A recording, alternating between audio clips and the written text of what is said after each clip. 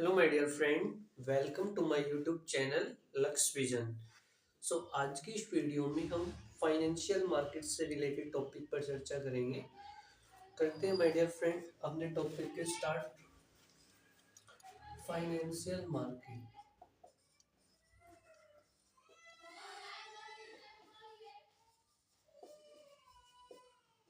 Financial market इसको हम हिंदी में वित्तीय बाजार कहते हैं। क्या बोलते हैं?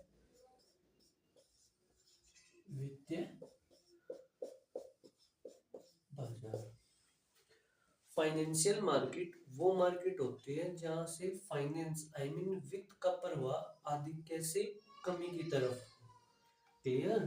फाइनेंशियल मार्केट उस मार्केट को बोलते हैं जहां से सरप्लस मनी सरप्लस मनी का ट्रांसफर कहां पर हो? डेफिसिट मनी की तरफ हो। इसे ही हम बोलते हैं वित्तीय बाजार। जहां पर सरप्लस मनी हो, सरप्लस मनी से डेफिसिट मनी की तरफ मनी का ट्रांसफर होना या फाइनेंस का ट्रांसफर होना ही क्या कहलाता है? फाइनेंशियल मार्केट कहलाता है। For example bank. बैंक जो होता है फाइनेंशियल मार्केट का एक मीडिएटर होता है। बैंक के दो मुख्य कार्य होते हैं। एक तो पैसे को क्या करना, जमा करना।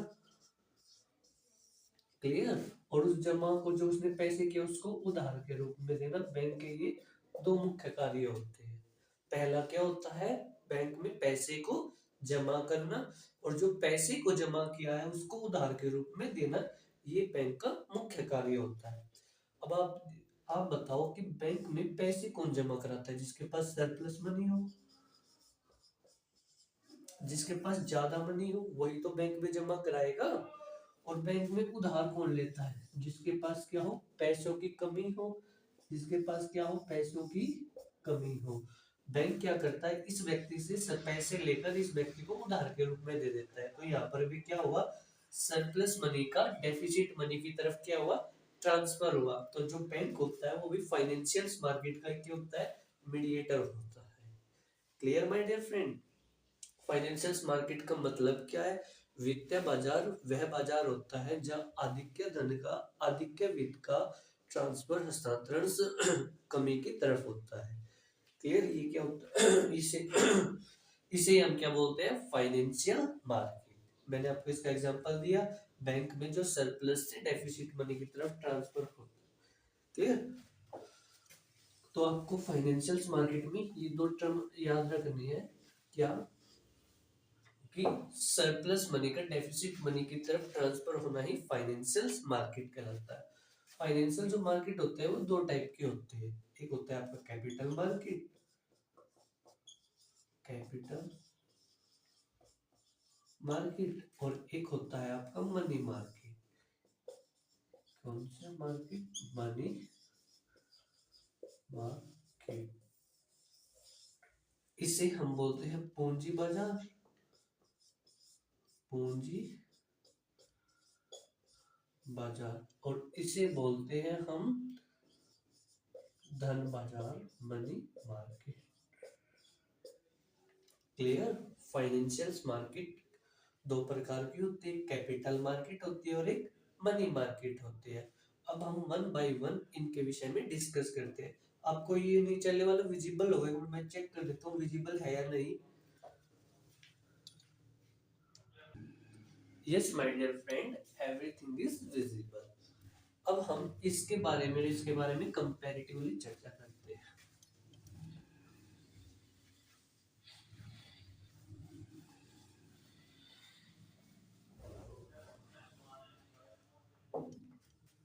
हम पढ़ रहे हैं फाइनेंशियल मार्केट, और इसके भी प्रकार के बारे में हम लोग डिस्कस कर रहे हैं। आप इस प्रकार से एक लाइन ड्रॉ कर लीजिएगा। यहाँ पर लिखिए money market,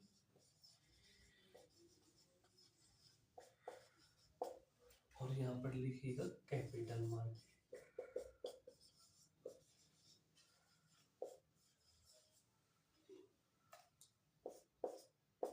capital market. Money market उस मार्केट को कहते हैं जिसमें शॉर्ट टाइम सिक्योरिटीज का सेल और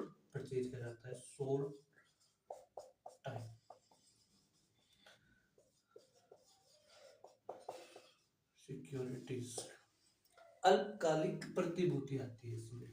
शॉर्ट टाइम सिक्योरिटी उसे बोलते हैं जिसका टेन्योर 1 वर्ष से कम का हो, जिसका टेन्योर 1 वर्ष से कम का हो उसे हम शॉर्ट टाइम सिक्योरिटी बोलते हैं। मनी मार्केट में हमेशा याद रखना कौन सी प्रतिभूति आती है, प्रतिभूति क्या होता है, इसमें एक सिक्योरिटी वर्ड आया।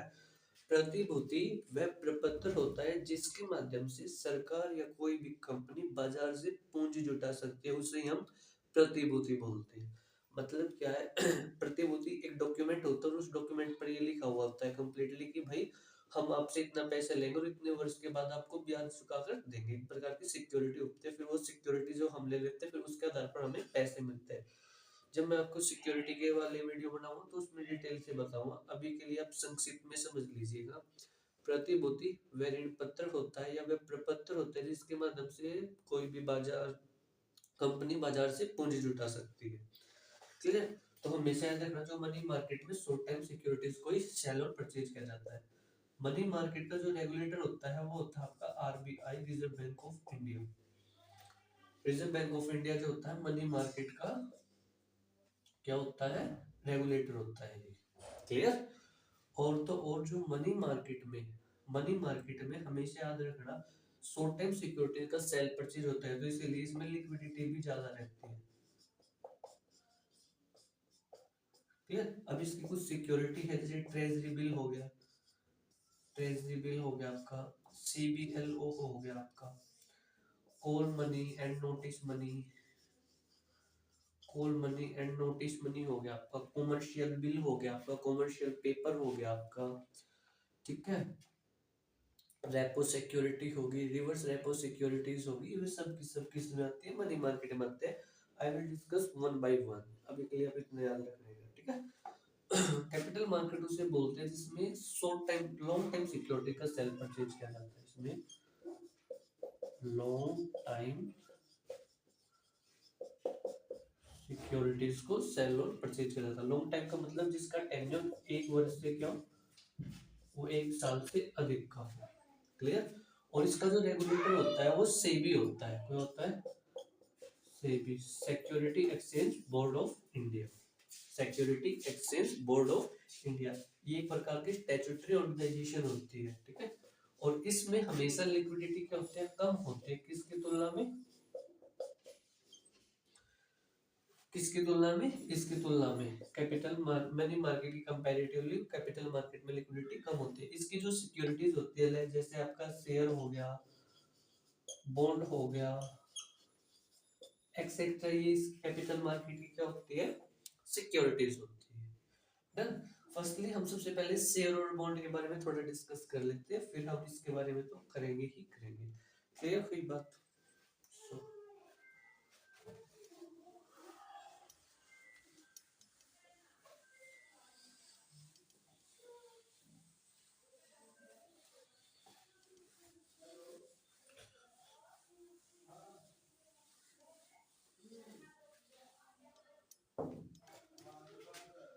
कैपिटल मार्केट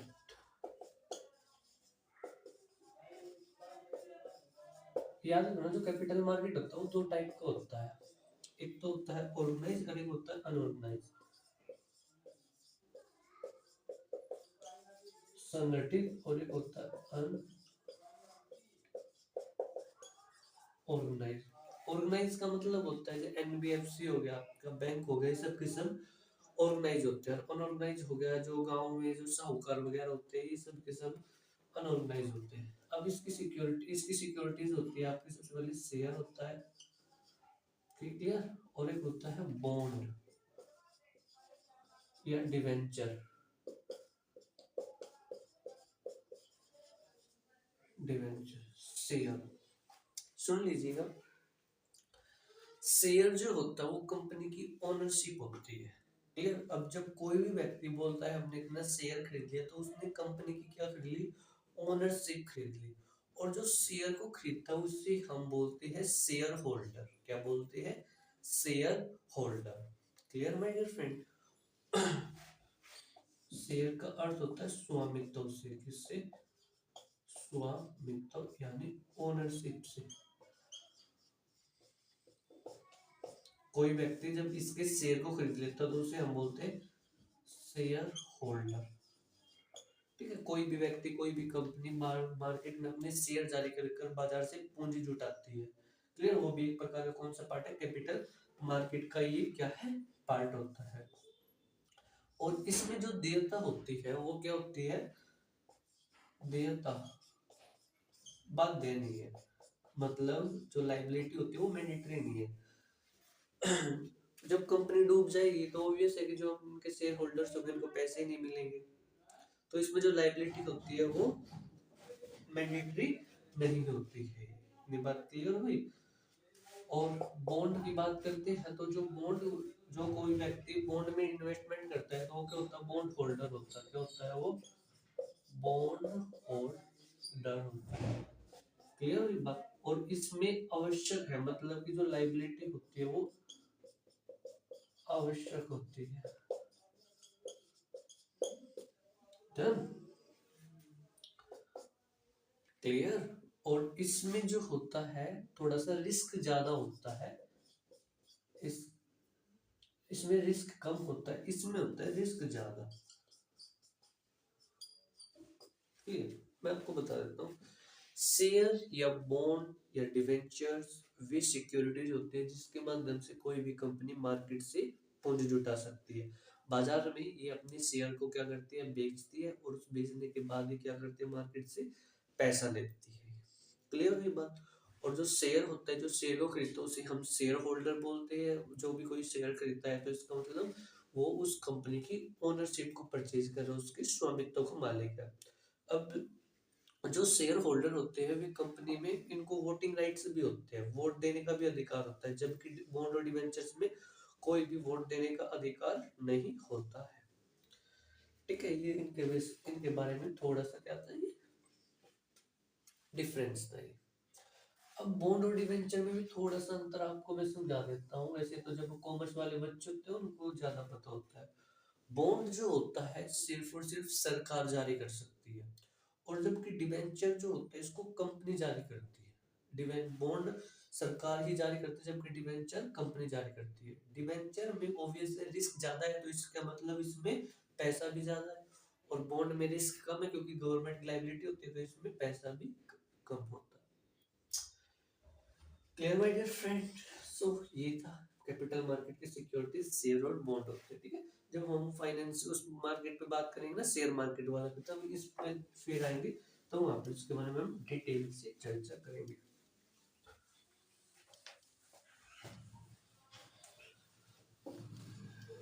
अब हम बात कर लेते हैं मनी मार्केट की सिक्योरिटीज के बारे में।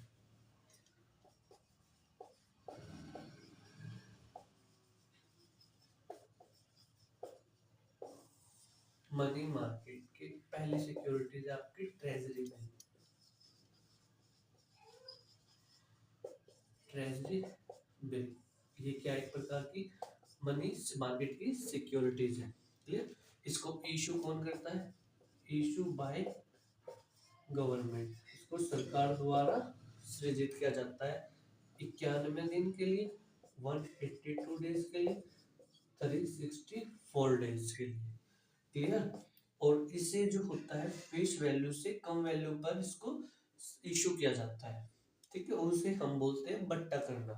क्या करना, बट्टा, बट्टे पर जारी की जाती है, बट्टे पर जारी की जाती है। मतलब लेट्स सपोज ये आपका कोई ट्रेजरी बिल है, इस पर जो फेस वैल्यू है वो कितने का है, 100 रुपये लिखा हुआ है। क्लियर, लेकिन इसको इशू किया जाएगा, सपोज करो आपका 95 रुपये में जारी किया जाएगा।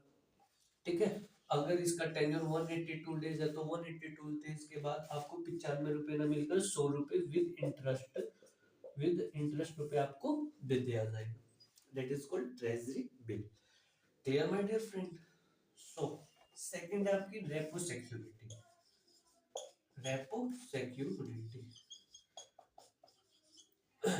जब कोई भी बैंक, याद रखना, कोई भी बैंक जब रिजर्व बैंक ऑफ इंडिया से लोन लेता है, पैसे लेता है, उधार लेता है, तो वो रिजर्व बैंक ऑफ इंडिया को एक सिक्योरिटी जारी करता है, एक प्रतिभूति जारी करता है, उसे ही हम बोलते हैं रेपो सिक्योरिटी। क्योंकि कोई भी बैंक आरबीआई से दो तरह के लोन लेता है, एक तो अल्पकालिक ऋण और एक दीर्घकालिक ऋण। अल्पकालिक ऋण का मतलब है कि 91 दिन से कम, और जबकि दीर्घकालिक ऋण का मतलब है 91 दिन से ज्यादा। क्लियर?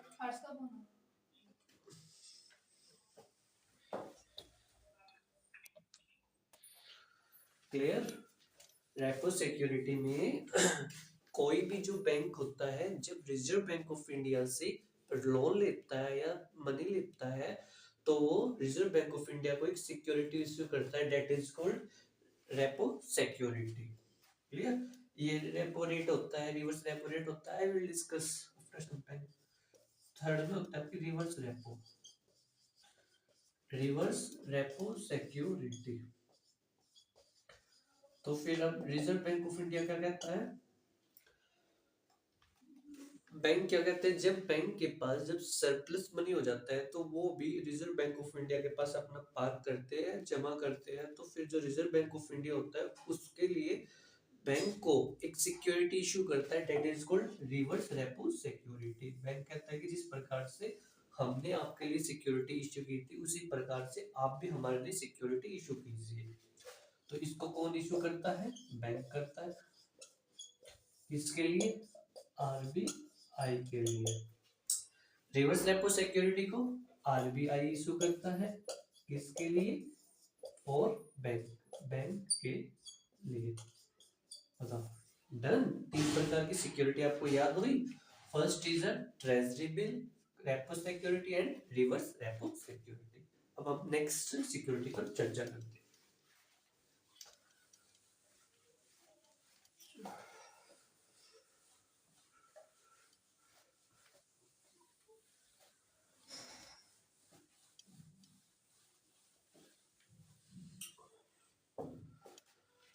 थर्ड फोर्थ टाइप की आपकी सिक्योरिटी है call money and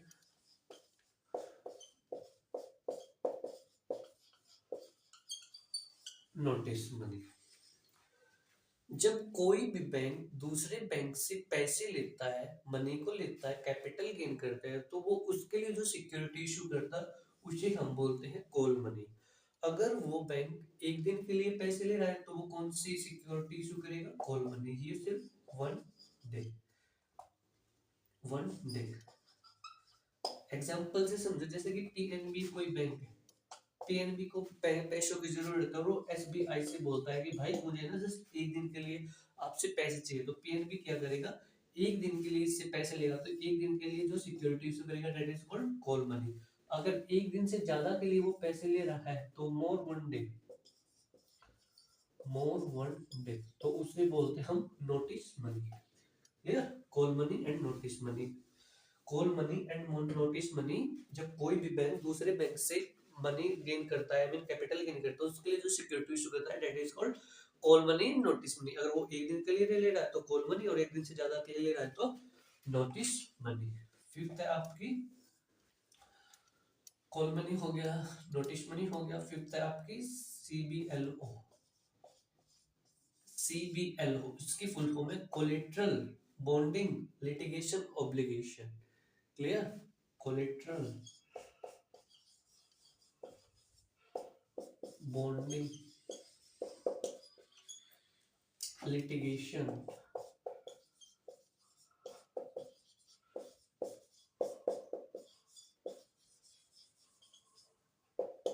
obligation.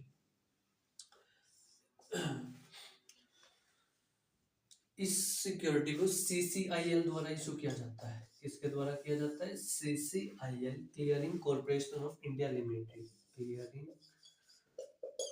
Corporation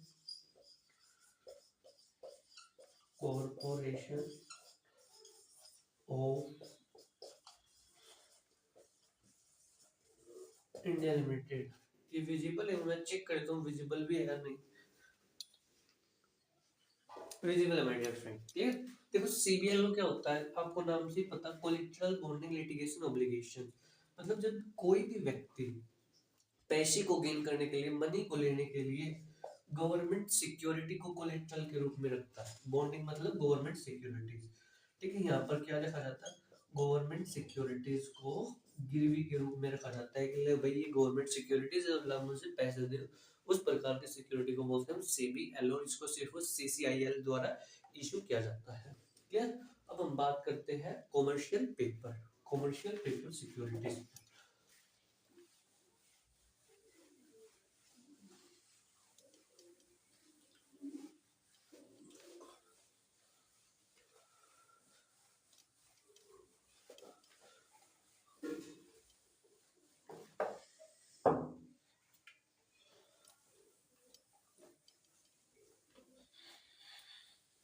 commercial paper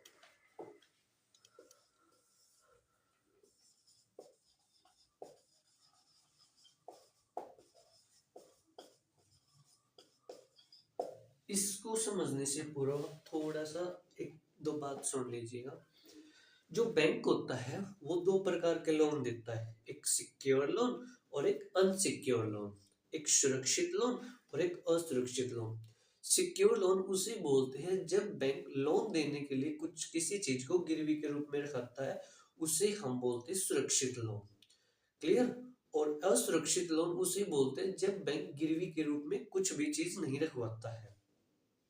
इतनी बात समझ में आई कि बैंक जो होता है दो प्रकार के लोन देता है, एक सिक्योर और एक अनसिक्योर। सिक्योर में किसी चीज को गिरवी के रूप में रखवाता है, और जो सिक्योर लोन होता है वो बैंक जो होता है लॉन्ग टाइम के लिए देता है, दीर्घकालिक ऋण देता है, मतलब उसकी जो अवधि होती है 1 वर्ष से अधिक की होती है।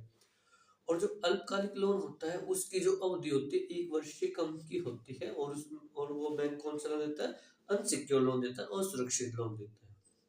ठीक है। और जो कंपनी होती है, जब कंपनी बैंक से, ध्यान से सुनना कॉमर्शियल पेपर, जब कोई भी कंपनी बैंक से, कहां से, बैंक से, क्लियर, बैंक से जब शॉर्ट टाइम, कोई भी कंपनी जब बैंक से शॉर्ट टाइम लोन लेती है, शॉर्ट टाइम का मतलब अल्पकालिक अवधि के लिए ऋण लेती है, किसके लिए, अल्पकालिक अवधि के लिए, शॉर्ट टाइम अवधि के लिए जब ऋण देती है तो उसके लिए जो सिक्योरिटी इशू करती है उस सिक्योरिटी को बोलते हैं हम commercial paper. Commercial paper. Done my dear friend.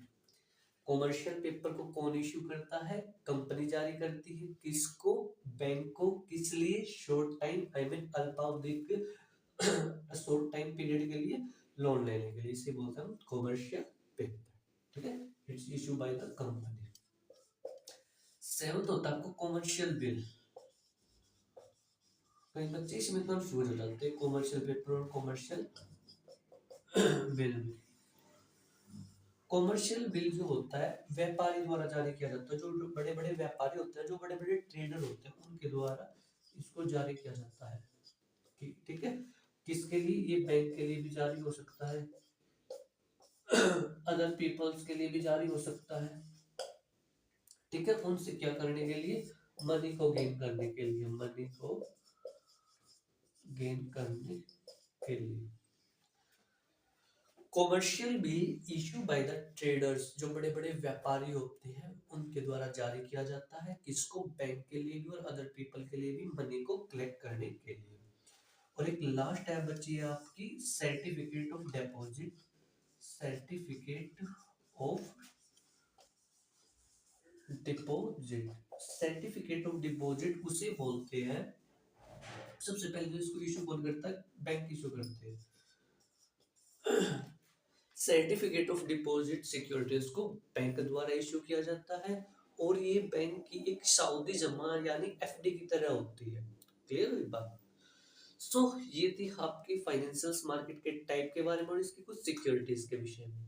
Clear my dear friends. So next video में हम मिलते हैं क्रेडिट कंट्रोल के। अब तक क्रेडिट कंट्रोल का करने का कार्य आपका रिजर्व बैंक ऑफ इंडिया करता है। डन। सो मिलते हैं my dear friend next video में।